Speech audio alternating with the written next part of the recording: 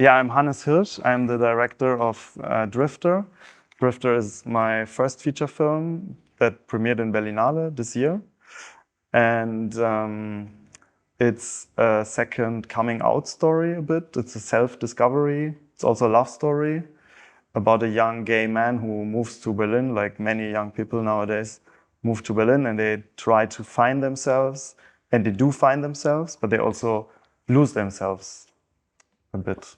Like that's a bit like what I try to show in this film, a bit the dark sides, but also the joy of finding yourself and liberating yourself from images that you might have of your own life that are not really you, and then you find a new family. That's what the film is about.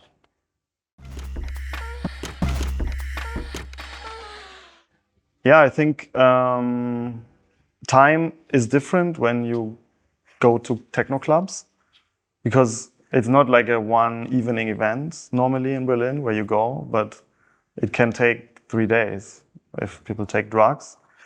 And also, yeah, it's a completely different social space where many things work completely different than in the normal rest of the life. Yeah, I'm also like, the whole film is a bit like a research also. I'm not saying, okay, it's like this. I'm just showing how I perceive techno nightlife, queer nightlife in Berlin. And I want to a bit bring up a discussion maybe about also within the community, but also the film.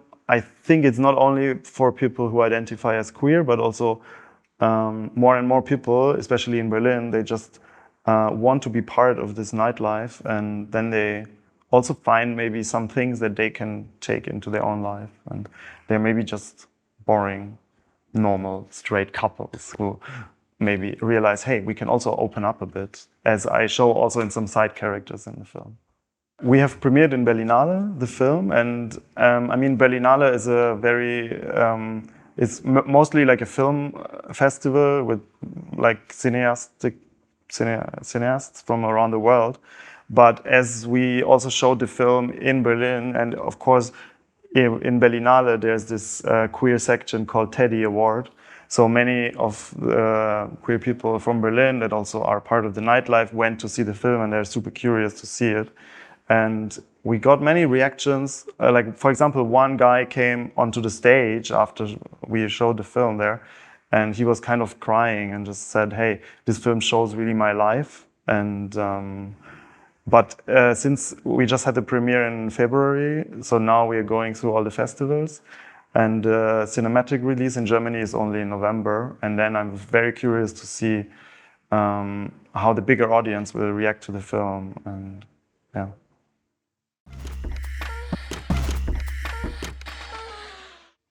Yeah, I started the film project as a rather small, I wanted to try if this actually works, because I was not sure if we can really make such a big film. So we started with a small part of the film and shot it still within my university with the friends that I have and also the other filmmakers from the university.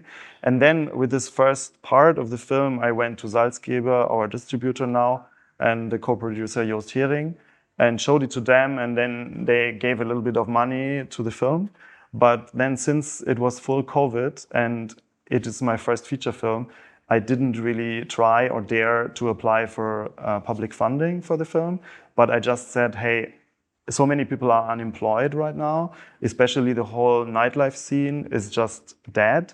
So let's just bring all the people together and try to make the film with the help of the community.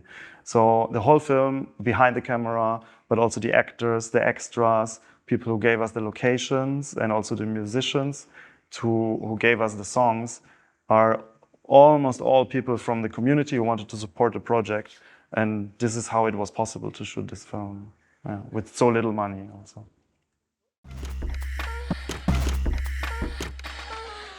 Yeah, when I wrote the screenplay, it was not really visible for me how important the music was for the film. I just wrote, hey, there's a clubbing scene with nice techno music in the background, And at one point I just realized, hey, the music for a film that is in nightlife is quite important. So we were already during editing, and then I asked a friend if she wanted to do like the music supervisor in the film. And together we were like listening to many tracks that already existed. The concept was that we ask mostly queer artists. And then we were like, for half a year, we were really like putting all the songs together and the different artists. It was a lot of work because we have like 25 different songs that are playing in the film. And yeah, and a lot of them wanted to contribute to the project. And yeah, it's also important to really, I realized that for a film, techno music works when it still, because techno music doesn't have much emotion like at first. It's more like about the rhythm, and it really evolves in time.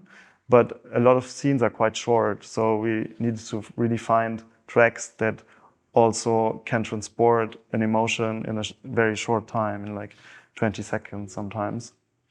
And yeah, this was Ona Friedrichs, my music supervisor, and together with her, and we found all these tracks.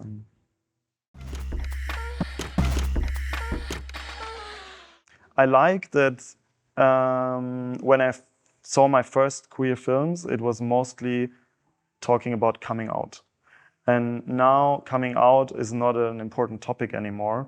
And I love to see how the topics in queer cinema evolve with time. That now, like, queer cinema is seen much broader than maybe some years ago. But I don't have a personal